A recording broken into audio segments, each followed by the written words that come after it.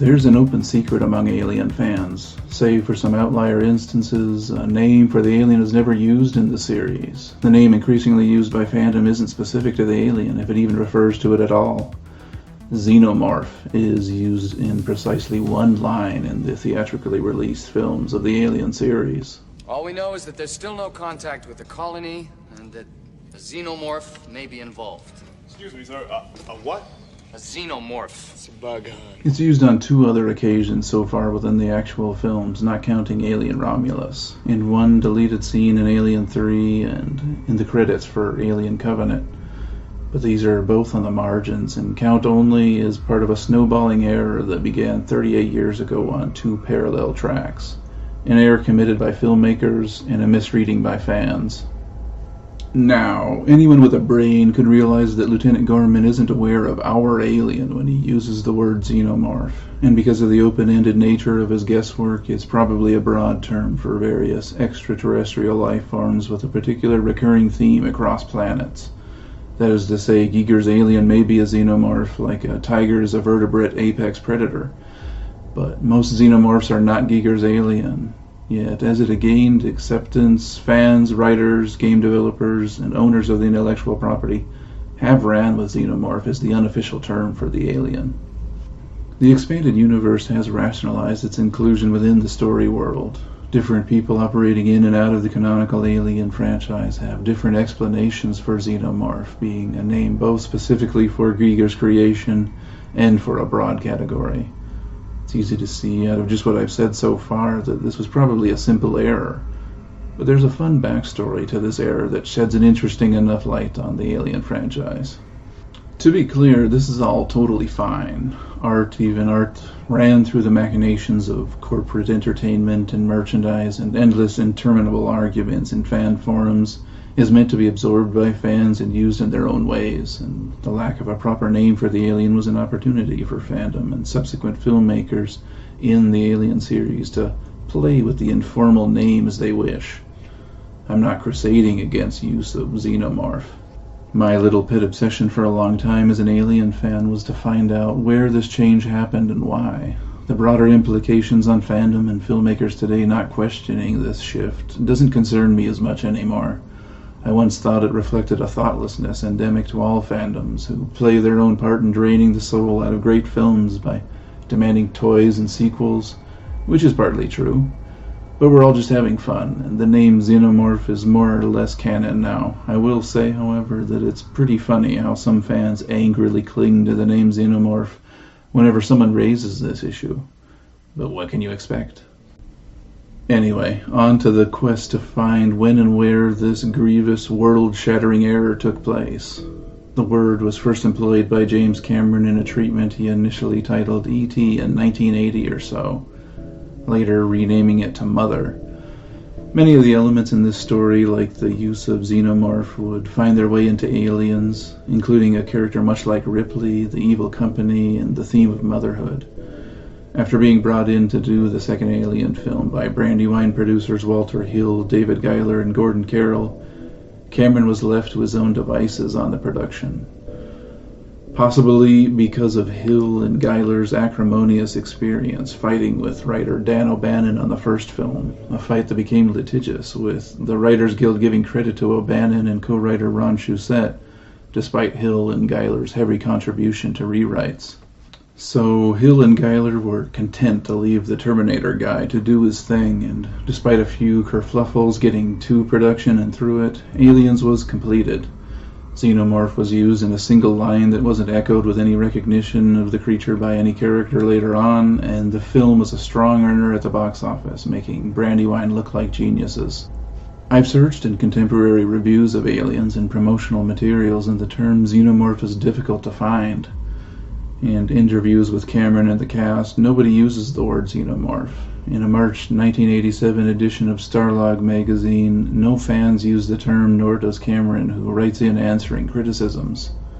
Some fans may have concluded that the alien may be a xenomorph, but it hadn't taken immediately. When I initially began this search for the first use of xenomorph to describe the alien specifically, I presumed the culprit was the first 3 series of Dark Horse comics released after the film, starting in 1988 to 1990. But to my surprise, none of them used Xenomorph, exposing my petty bias against the nerds. If some viewers have come across instances of ads, interviews, or even fans calling the alien a Xeno or Xenomorph before the release of Alien 3, let me know in the comments if I missed something and I'll update the show notes with compelling finds. But as far as I can tell, the only time Xenomorph is used for the alien in the late 80s and early 90s are by fans who misunderstood Gorman's line, writing letters, for instance, to Dark Horse Comics. Soon, 20th Century Fox came to Brandywine to get a third film done. Hill and Geiler were bored of the alien by then, but slapped together a 15-page treatment with further exploration of the Weyland-Yutani Company and given a Cold War valence, with our hero Ellen Ripley reduced and Corporal Hicks centered. The popular new cyberpunk author William Gibson was the first writer they brought in for what would become a revolving door of talent to write and or direct Alien 3. They rushed Gibson to get it done quickly before the 1988 writer's strike, and Gibson hewed closely to their treatment. Gibson's 1987 script is, as far as I can see, the first publicly available instance where we see Xenomorph being used to describe the alien specifically. A voice from a transmission explains some of the characters trying to clone the Xenomorph, creating a much deadlier creature inadvertently. So that's it, right? We've found our man. It was William Gibson who made the switch from a general unknown xenomorph that could be a broad category of extraterrestrials that metamorphose and go through life cycles, now narrowed to that very specific creature known as the xenomorph synonymous with Giger's alien, Ridley's big chap, the Beast.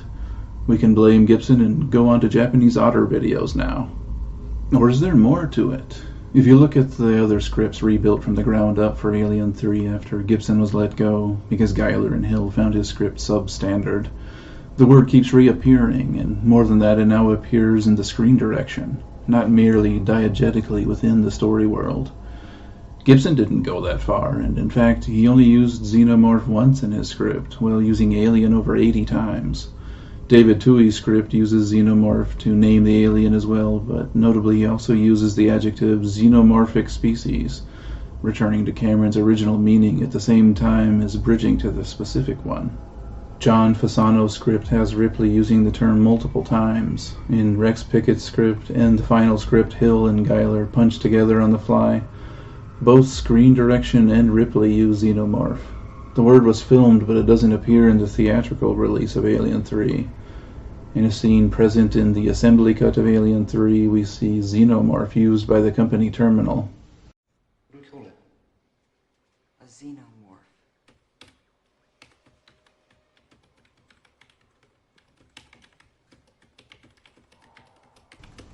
So what's the common thread here? Through several writers working at the behest of Hill and Geiler, the erroneous usage of Xenomorph never disappeared until the theatrical release. If I had to guess, the returning editor from the first Alien film, Terry Rawlings, might have taken one look at this usage and said, well, this doesn't make any bloody sense. Editors need to have deep memories and oftentimes are the only people with a god's eye view of the film. Nevertheless, the assembly cut scene entered Xenomorph into the canon, and fandom took that and kept it going. We can't blame William Gibson or any other Alien 3 writer for the erroneous usage, returning again and again, especially because Hill and Geiler spent 4 months going over the script in early 1991 with ample time to rectify the mistake. In an interview with AVP Galaxy a few years ago, Rex Pickett, the writer of the decent film Sideways and one of the carousel of writers who came through the Alien 3 production, claimed that Hill was constantly drunk and Geiler was a reprobate bringing up Thai sex workers in a business meeting at Fox. So playing Agatha Christie here, we might infer that the explanation for this world historically important error is as simple as this. Geiler and Hill probably didn't even care to watch Aliens too closely, and just picked up on Cameron's term Xenomorph and threw it in their 15-page treatment they deigned to drunkenly punch out after Fox begged for a third Alien film. It was probably that treatment that had Gibson, Tui, Fasano, Pickett, and themselves continuing this misinterpretation. And I'll throw in this additional explanation. They all probably met fans of Aliens who mistook Gorman's line for a specific description. This might have just been a case of Alien fans bouncing back and affirming an error the filmmakers made themselves in an echo chamber. Xenomorph is used in the novelization of Alien 3 by Alan Dean Foster, released soon after the film against his objections over Newt's death. He wrote a version of Alien 3 where she lived because he found it too bleak and that it removed Ripley's motivation. Walter Hill dropped the hammer on him and said explicitly to write it like his script, and sure enough, ample usage of Xenomorph appears in the novel.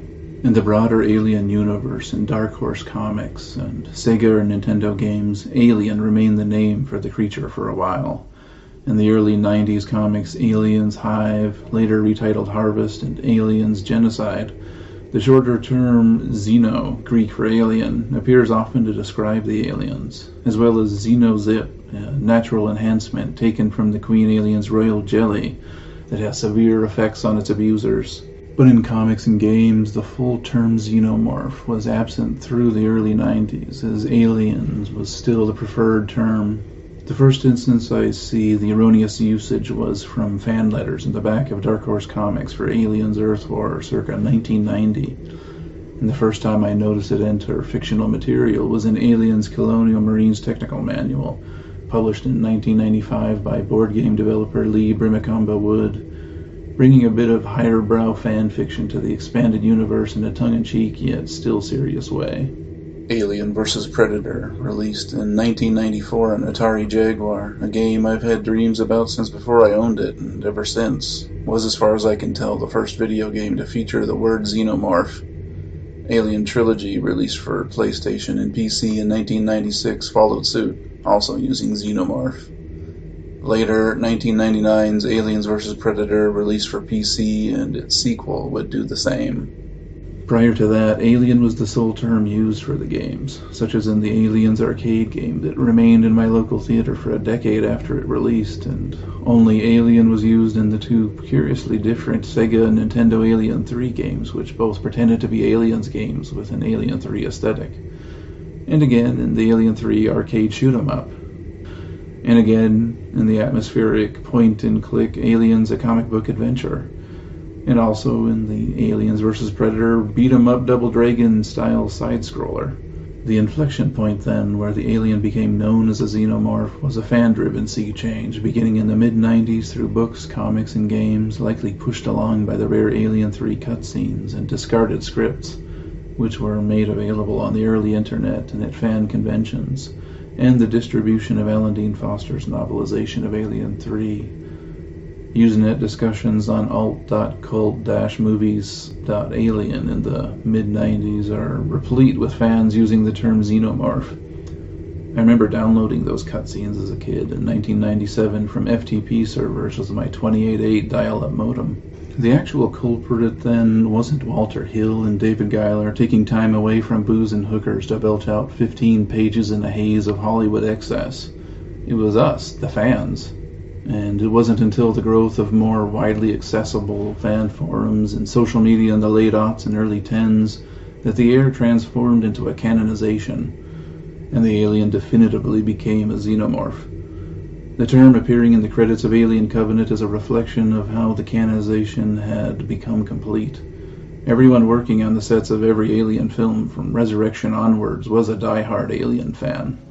So back to the big question at hand. Is the alien a Xenomorph?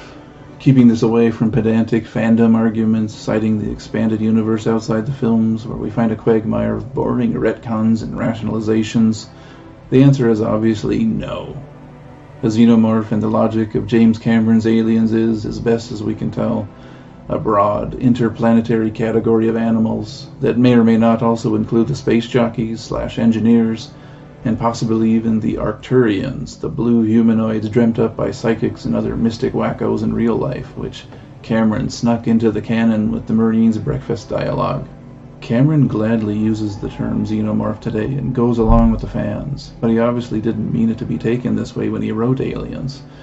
And so this compels me to say that the answer is also yes, the alien is now a Xenomorph. We should take a cue from Cameron and accept it, because as ornery and grumpy and whiny as fandom can be, they're a testament to a work of fiction's power. and how they use it on their own for good or for bad is a living mythos we can respect, even if it's born from a drunken, half-interested mistake and popular misunderstanding.